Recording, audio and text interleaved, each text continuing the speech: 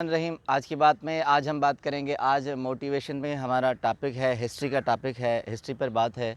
और उस हिस्ट्री में सिंध की हिस्ट्री है, तो उस पे बहुत मुस्तनद किताब है, मुस्तनद राइटर हैं। जन्नतुल सिंध किताब का नाम है। मौलाई शीदाई उनके राइटर हैं।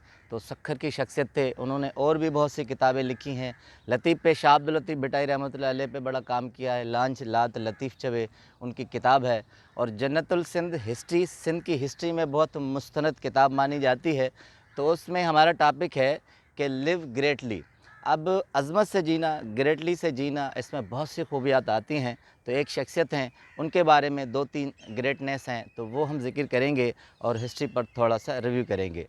अब सिंध की हिस्ट्री में बहुत अहम चीज़ बता दूं कि सुमरा ख़ानदान, सुमरा दौर जो है, सुमरा डायनेस्टी जो है, वो 300 साल से ज़ायद चली है। जिस तरह हम तुर्क सल्तनत देखते हैं कि 600 साल तक है, इस तरह सिंध में भी एक बहुत बड़ी हुकूमत चली है, वो 300 साल सुमरो ख़ानदान की चली है।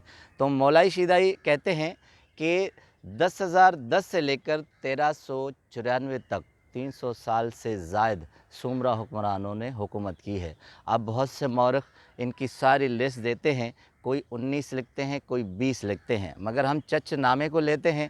चच नामे में जो उन्होंने लिस्ट दी है वो 19 हुक्मरानों की दी है। 1394 तक 19 हुक्मरान रहे हैं। और कुछ बेगलारनामा तारीख़ मासूमे में 20 हुक्मरान दे रहे हैं। तो छोटी छोटी सल्तनतें भी बाद में एक कायम हुई थी।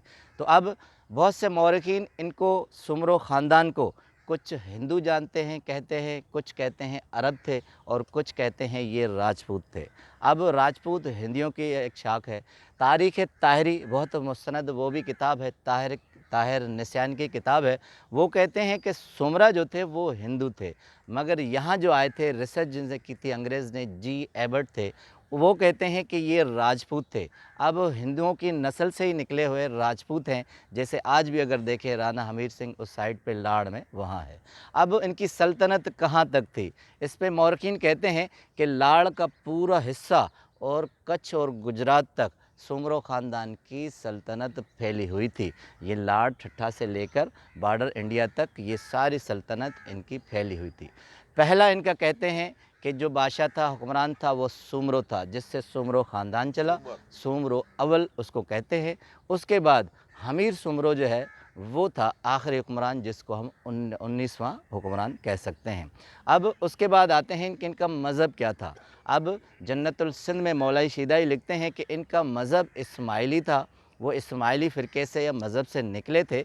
उसके बाद मुख्तलिफ जो है ये मज़हबात में चेंज हुए हैं।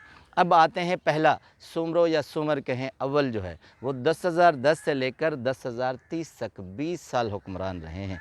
कहते हैं कि सुमरो सुमर अव्वल जो था, उनकी हुकूमत में इतनी थी जांफशानी कि एक तरफ तो महमूद गज़नवी का दौर था, और उनकी सल्तनत के बाद उनके बेटे आपस में लड़ रहे थे।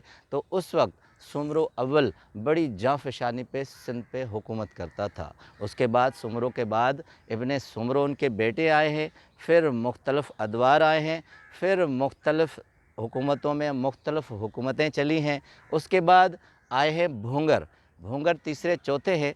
भूंगर के बाद भूंगर के बेटे हैं दो दो, दो दो अव्वल हैं, दो दो सुमरो भी कहा जाता है। कहते हैं उनके बेटे थे, मगर उनकी हुकूमत बहुत ही मुस्तहकम थी, बड़े बहादुर थे, और बड़े दीदा दिलेरी से अपने इलाके बढ़ाते गए। कहते हैं लाड़ से लेकर मुल्तान तक सारी हुकूमत इनके अंडर में थी, और उसके अलावा भुज, कच्छ, ये सारी रियासतें इनके अंडर में होती थी। और अदल का दौरा था, और कोई ऐसी तवाफ़ुल मलूकी नहीं थी। उसके बीच में उससे पहले कुछ महमूद गज़नवी के हमले हुए हैं, कुछ तवाफ़ुल मलूकी फैली है, मगर दो दो जो थे उसके बाद कोई भी ऐसी तवाफ़ुल मलूकी नहीं है।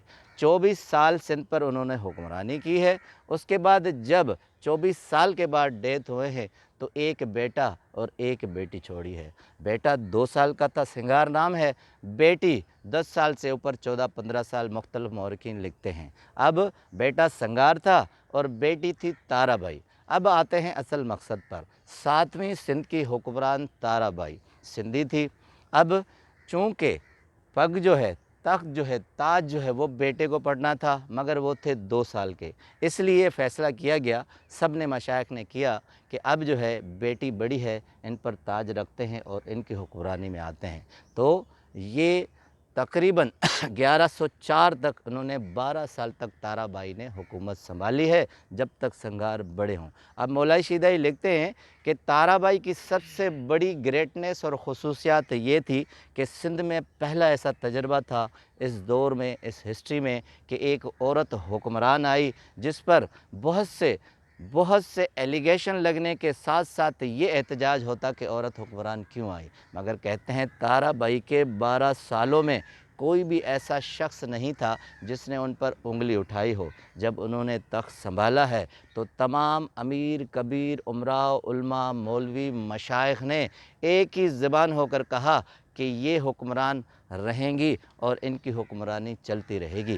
कहते हैं कि इनके 12 साल हुक्मरानी में कोई भी तवाइफुल मलूकी नहीं आई। और ताराबाई के बारे में दूसरे मौरखीन बेगलार नामा में और दूसरे प्रोफेसर अब्दुल्ला मक्सी हैं, सिंध की जदीद तारीख़ पे तबसरा करते हैं।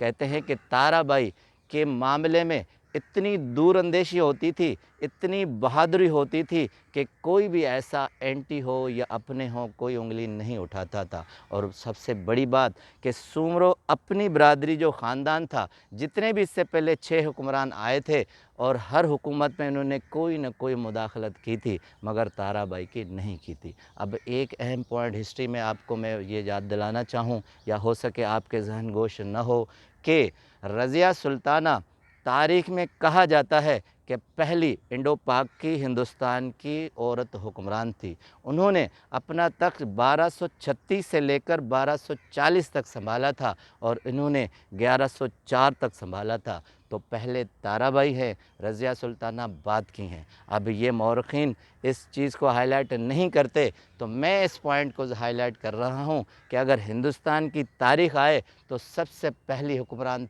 ताराबाई हैं। और रज़िया सुल्ताना के दौर में तवाइफुल मलूकी है और लड़ाई झगड़े हैं, कुछ एलिगेशंस इल्ज़ामात हैं, मगर ताराबाई के 12 साल के दौर में कोई भी एलिगेशंस नहीं है। आप इन किताबों को अगर पढ़ कर देखेंगे तो आपको लगेगा कि कितनी दूरअंदेश और कितनी बहादुर खातून थी।